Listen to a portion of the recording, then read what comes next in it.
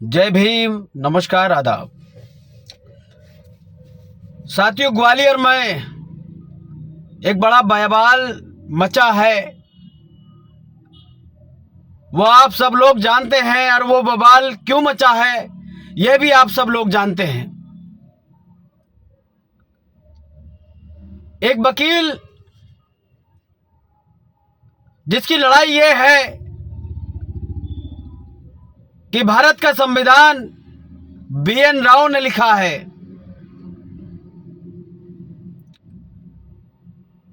वो पढ़ा लिखा वकील जिसकी अकल दिमाग में से निकलकर घोंटों में पहुंच गई है, उसको यह नहीं पता भारत का संविधान किसने लिखा है।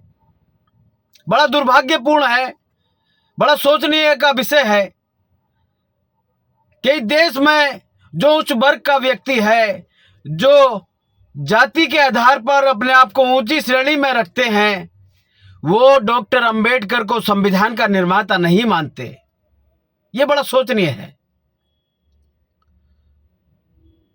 दोस्तों। डॉक्टर अंबेडकर ने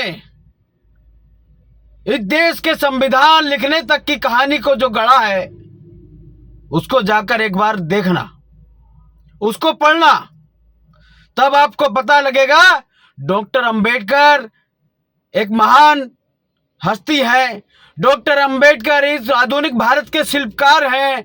डॉक्टर अंबेडकर इस भारत के संविधान के निर्माता ही नहीं, इस देश में 85% बहुजन समाज, महिलाओं के को अधिकार दिलाने वाले युग पुरुष हैं।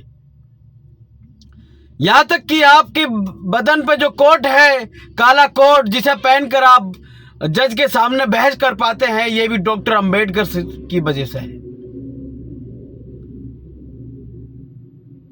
अगर मिश्रा दिमाग कभी भी ये ठीक नहीं हो तो दिमाग ठीक करो।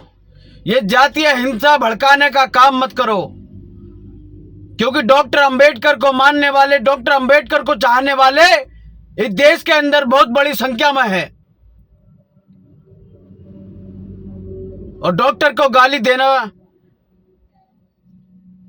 उनको गाली देने की तुम्हारी औकात नहीं है। डॉक्टर भीमराव अंबेडकर ने दलितों के लिए जो काम किए हैं, इवन मैं बोलूंगा इस समाज में रहने वाले हर वर्ग के लिए जो काम किया है, उनका एहसान तुम कभी नहीं उतार सकते। उनका एहसान ये देश कभी नहीं चुका सकता। इसलिए अभी भी समय है, वरना ग्वालियर की धरती पर तुमने जूतों की जो बात की थी, जूते इतने पड़ेंगे, जूते इतने पड़ेंगे कि सिर से बाल गायब हो जाएंगे, मगर जूते कम नहीं होंगे। इसलिए अपनी अकल को ठिकाने लगाओ और इस देश में जातीय हिंसा भड़काने का काम मत करो,